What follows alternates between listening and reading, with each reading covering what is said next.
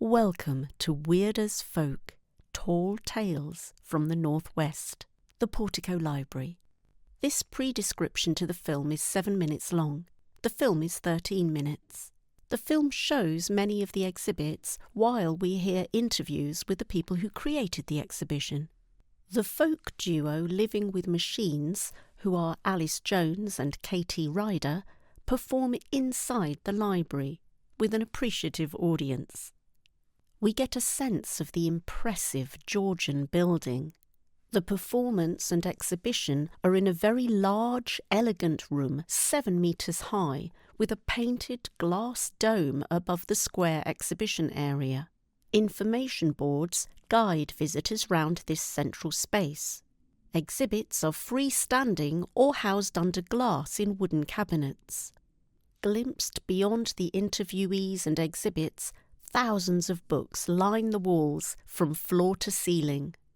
The exhibits include new sculptures by artist Lucy Wright, who has imagined some future folk archetypes.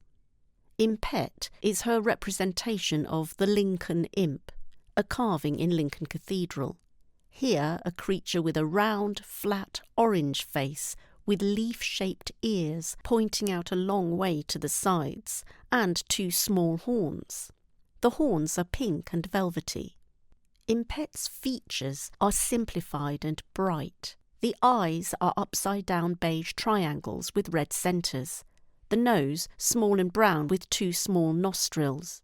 The striking eyebrows are black and cushiony. The cheeks are dotted with blue, and the mouth is open with sharp red teeth showing.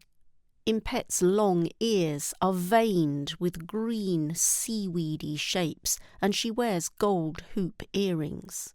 Immediately where the neck would be is a puffy brown mass like stuffed tights forming a pair of dancing legs. The overall effect is of a very modern creation, carefully made, both cartoonish and slightly menacing. In a similar style, Lucy Wright has riffed on the Padstow hobby horses with her sculptures Blue Oss and Pink Oss. Strange, large-scale beasts supported on wooden stands, set high side by side on top of bookcases to look down over the main space. Each os has a flat circular body face on to us, with pointed dapples protruding forwards. The head of each os, a face with forward-pointing ears, emerges in shallow 3D from its flat disc. Showing below each body is a skirt of shiny vinyl. The simplified folds could be interpreted as thick legs, or the supporting wooden stands could be the legs. Each os has a long pole running diagonally behind it, with a small, stylised horse's head at one end and a thin, snaking tail at the other end. Long white silky hair hangs from the skinny neck end and the tail end. The osses are arresting, toy-like in their simple colouring of pink or blue, but disturbing with their pointed teeth. And like Impet, they have hoop earrings in their large horsey ears. The maypole that the osses meet around in the traditional Cornish May Day celebration is represented by colourful ribbons that radiate like an awning above a long green display board. The other piece by Lucy Wright is The Garland Queen, a mannequin on a mobility scooter whose face, body and scooter seat are mostly covered up, bristling with cushiony pointed shapes in green.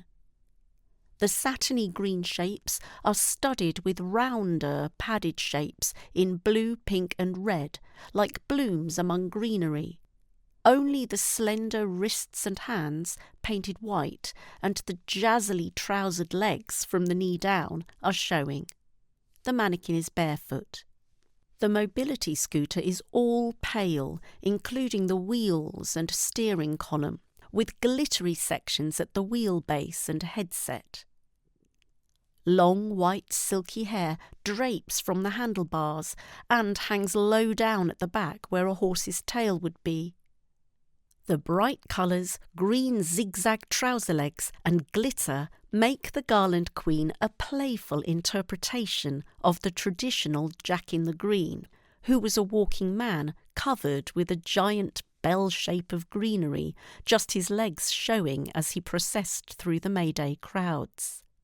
This contemporary Garland Queen, astride her mount, shines bright against a backdrop of dark bookshelves and a nearby standard lamp.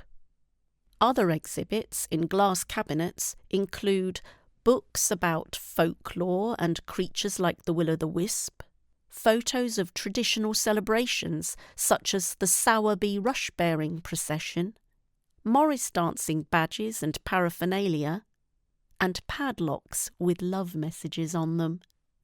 We're also shown a painting by Ryan Peter French called Skies and Flesh, an upward view of a bright blue sky filled with people forming out of clouds. The clouds are thickly coiled and echo the muscular torsos and limbs which emerge from them and float amid swirling robes in a classical style. The people have a godlike or angelic look, like figures from mythology or the Bible painted on ceilings. Throughout the film, multicultural visitors, adults and children, enjoy the space, watching video footage of springtime celebrations, taking part in panel discussions where a handheld mic is passed around, photographing the glass dome, studying display boards and exhibits, and having refreshments in the cafe space. Weird as Folk exhibition.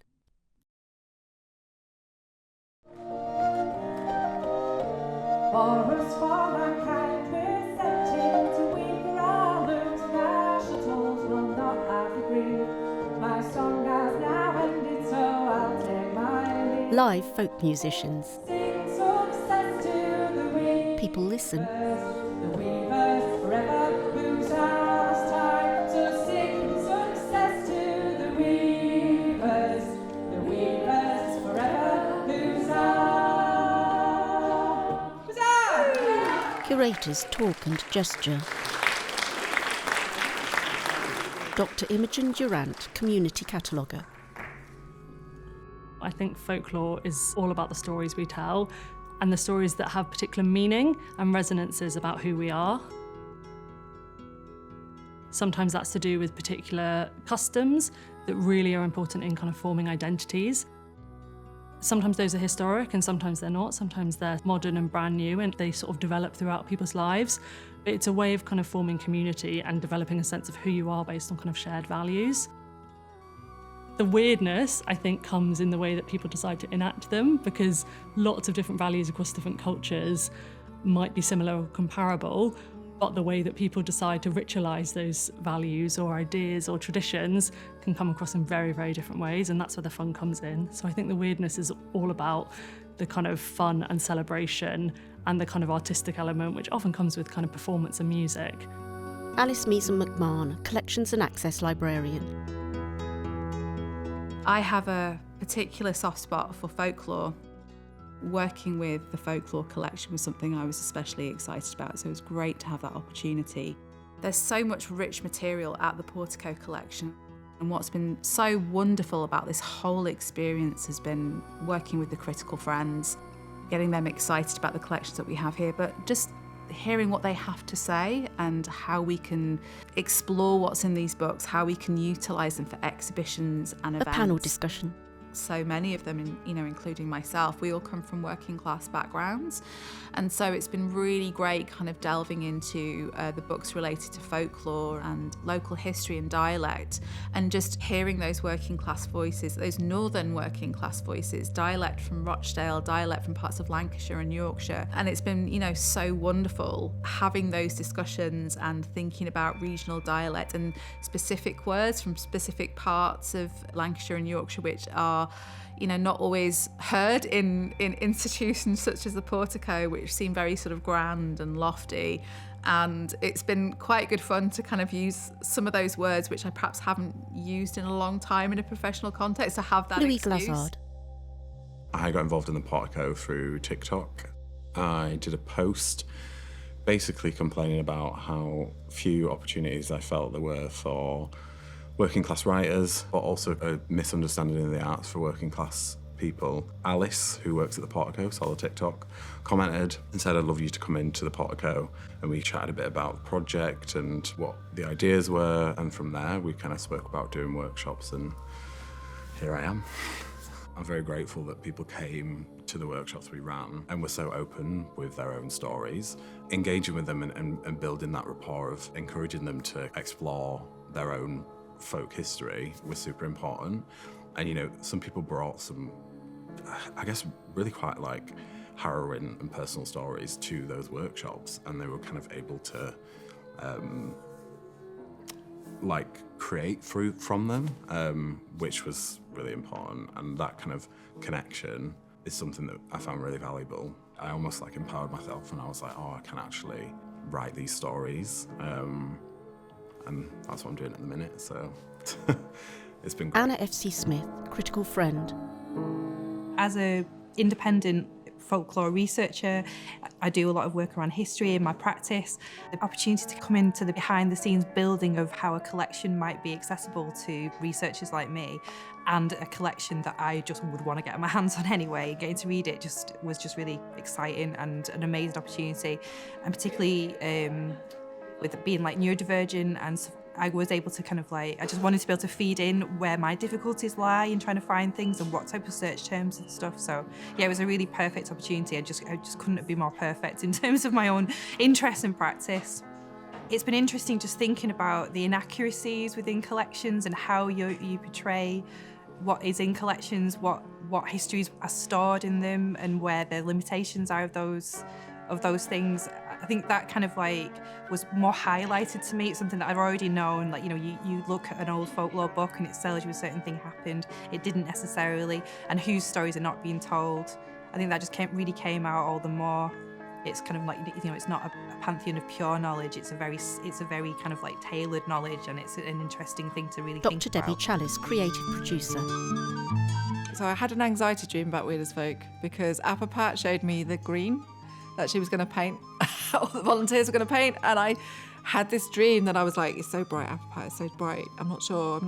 When it went up and we transformed the space into this bright green, I was like, no, do you know what, it really works. And it really worked with the trees the volunteers had made, which I must admit was, I think when I said this to Apple Pat, she was a bit like, oh God. But then she had the maypole and the colours of that and the shadows of that. Yeah, the space just, I loved, it was just such a joy for the summer, I think, particularly. Beside a glass case of folklore archives, Lucy Wright's sculpture, the Garland Queen, sits on a mobility scooter. Light sparkles on its jewelled greenery and glittery headset. Dr. Ceri Houlbrook, critical friend, author, lecturer and editor. The highlights, simply, it was just being able to talk to